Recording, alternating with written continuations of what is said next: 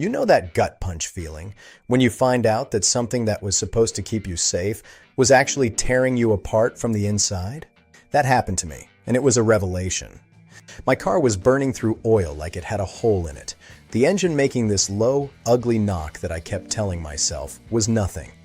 And when I finally dug into what was going on, what I found made me furious at the manufacturer because they recommended the oil. They said it was the right call. They put it in the manual with their logo on the cover. And that exact oil, the one they told me to use, was quietly destroying the engine I paid good money for. If you drive a modern car, you need to hear what I'm about to say because this might be happening to your engine right now while you're sitting here watching this. If you're already part of this community, go ahead and hit that like button right now. You already know the content here is legit. And if you haven't liked it yet, that's fine. Stick around. I'm pretty confident you'll take care of it before this video is over. Picture this, 4 different oils, 4 completely different viscosity ratings, all of them running inside the same engine. It sensor red, it sits here rats, at the same RPM, at the same temperature. What happens to the pressure inside that engine? And more importantly, what does that do to your engine components over the years? Here's what's been going on behind the scenes. Automakers have been pushing thinner and thinner oils for years now. We went from 5W30 being the standard recommendation to 0W20 becoming the new normal.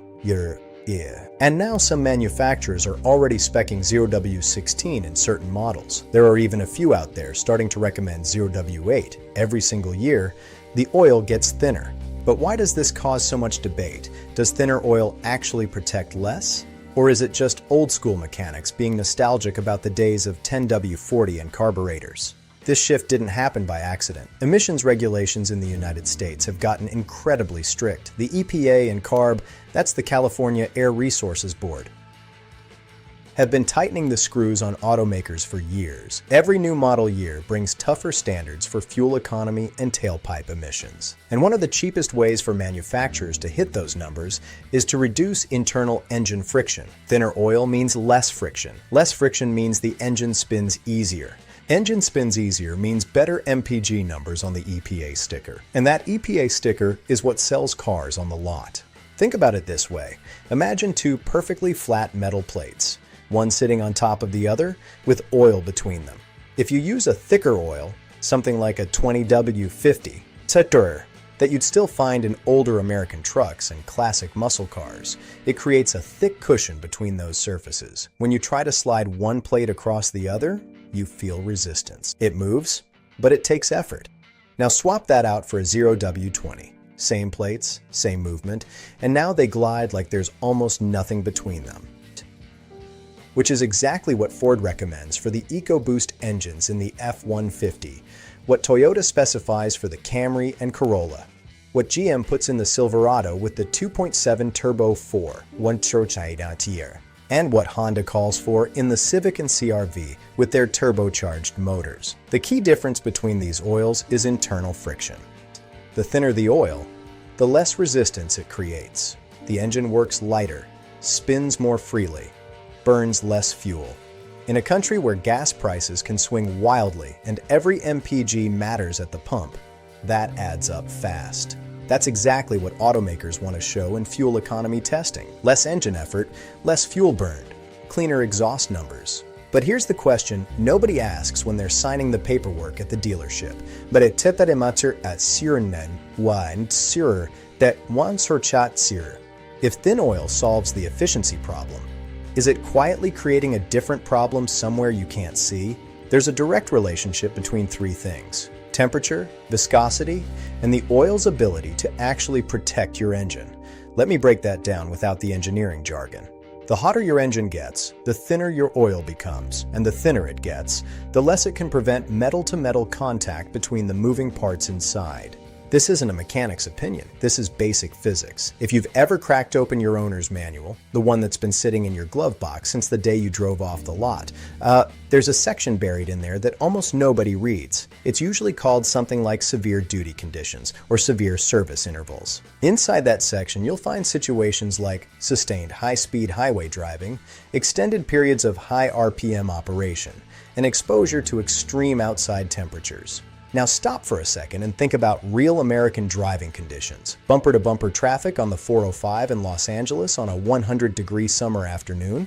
Like trucker what's hauling a trailer through the Arizona desert in July, driving across Texas with the AC blasting and the engine working overtime, towing a boat up a mountain pass in Colorado. That already puts your engine in far more severe conditions than most people realize. And here's what's interesting. In other parts of the world, this actually changes the recommended oil. In Germany, for example, where the Autobahn has sections with no speed limit, several automakers that spec 0W20 for normal use actually recommend stepping up to a 5W30 or even a 5W40 for sustained high-speed driving. Why? Because when the engine is working harder, oil temperature climbs well beyond what the engineers designed for in normal use. And that thin oil, which worked perfectly fine in everyday stop-and-go driving, starts losing its ability to protect the components. The protective film gets thinner and thinner until it's barely there at all. But that raises a fair question. If thin oil is that sensitive under hard use, how are modern engines managing to run on it without falling apart right out of the gate? The answer is in how precisely these engines are built. Modern engines are manufactured with tolerances that would have seemed impossible 30 years ago. The internal clearances, those microscopic gaps between moving parts, are dramatically tighter than what you'd find in older engines. Take something like the Ford 2.7 EcoBoost in the F-150, the GM 2.0 Turbo in the Equinox, for watts, Honda 1.5 Turbo in the CR-V, or the Toyota 2.5 in the RAV4 Hybrid. Every single measurement inside those engines is calculated and controlled down to fractions of a millimeter. With tighter gaps between parts, you need less oil filling that space. That's why thin oil can work. While everything is new, perfectly fitted, exactly within factory spec. The key word there is while. Because over time, engines wear. Those internal clearances that were microscopic when the car left the factory start to grow, and they never shrink back. They only get bigger. 30 years ago, a 2.0 diesel engine barely made 90 horsepower. It rattled, it shook, it clanked when it started on a cold morning like it was trying to warn you about something. Anyone who grew up around an old diesel pickup knows exactly what I'm talking about. But you know why it was like that? Because the internal tolerances were loose. Everything had more room to move, more margin for error, more mechanical forgiveness built in. Those engines would run on almost anything and keep going. Today it's the opposite. A modern turbocharged 2.0 four-cylinder makes 250-300 horsepower, sits smooth and quiet at idle, and barely vibrates when you're stopped at a red light. It feels almost refined compared to what came before it. But that sophistication comes with a cost. These engines are extremely sensitive. Everything has to be exactly where it was designed to be. Correct clearances, oil at the right viscosity, no fuel dilution, no moisture contamination, nothing outside of spec. It's almost like launching a rocket. If one small thing is off, it big shear. The bill is going to be enormous. The Ford EcoBoost engines in the F-150 and Bronco, the GM turbocharged 4 cylinders in the Silverado and Equinox.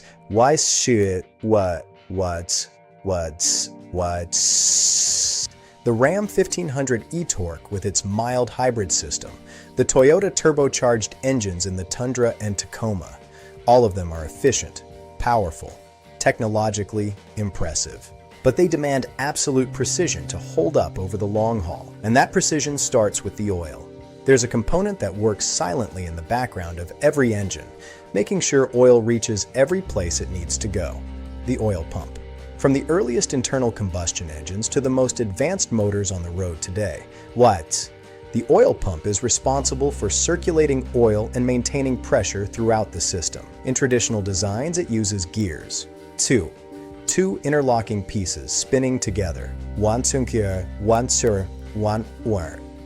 pushing oil through the channels, building pressure and creating flow. Simple, effective, proven. But modern vehicles have taken this further. Variable displacement oil pumps are now common in newer engines. These systems can adjust how much oil they're moving based on what the engine actually needs at any given moment. They operate more efficiently, waste less energy, and ensure that even at low RPM, right after a cold start, the engine is already receiving oil at adequate pressure. Engines equipped with this kind of advanced pump technology rarely suffer from low oil pressure issues, as long as everything else is working as it should. The problem is that this technology doesn't always translate to older engines. And in the American aftermarket parts world, etc., quality varies wildly. You can find everything from OEM-grade components to cheap imports that come out of the box already out of spec, with gears that bind, tolerances that are way off, or defects you won't discover until the damage is already done. This is far more common than most people realize, especially with those suspiciously cheap parts that seem like a great deal when you're standing in the auto parts store aisle.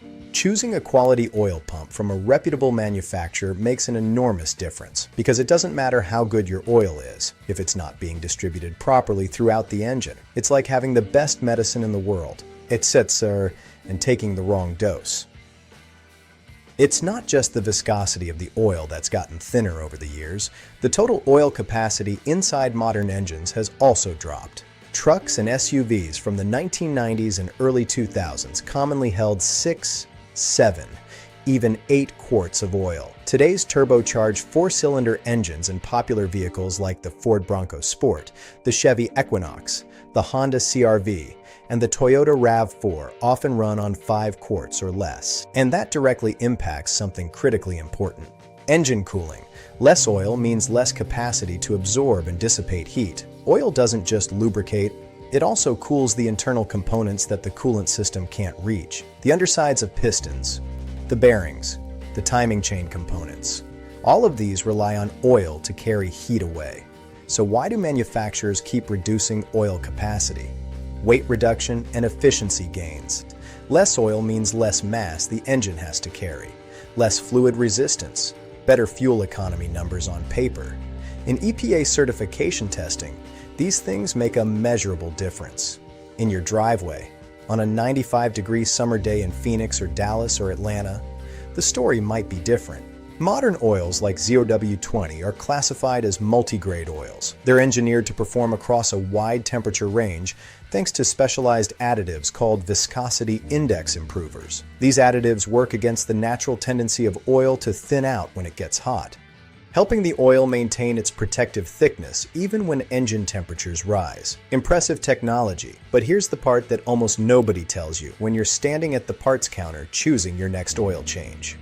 When an engine is pushed hard, and this can happen easily during a long drive through the Appalachian Mountains, or towing a camper through Nevada in August, or just sitting in stop-and-go traffic in Houston with the AC maxed out, and the temperature gauge creeping up, the stress on those additives becomes brutal, and inside the engine, particularly in the piston ring zone, something called mechanical shear is quietly destroying them.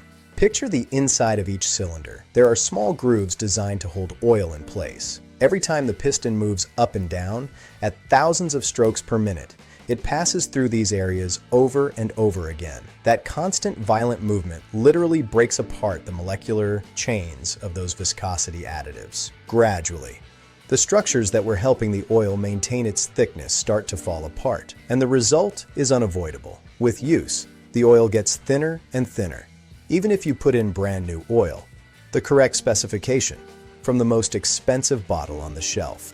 A 0W20 oil, after 5,000 miles of real-world driving, which is a completely normal interval for most American drivers, may already be behaving like something significantly thinner than it was when it went in.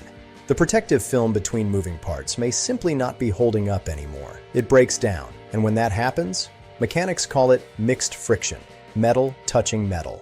This is why so many people notice that the old oil coming out at a drain looks and feels noticeably thinner and darker than the fresh oil that went in. Even if it's the same brand, same spec, same bottle, that's not imagination, that's chemistry. Laboratory testing under conditions that simulate real-world hard use has confirmed exactly this. Oil samples were subjected to extreme temperatures and sustained mechanical stress over extended periods. What did they find? Even oils considered high quality lose a meaningful portion of their protective capacity with use.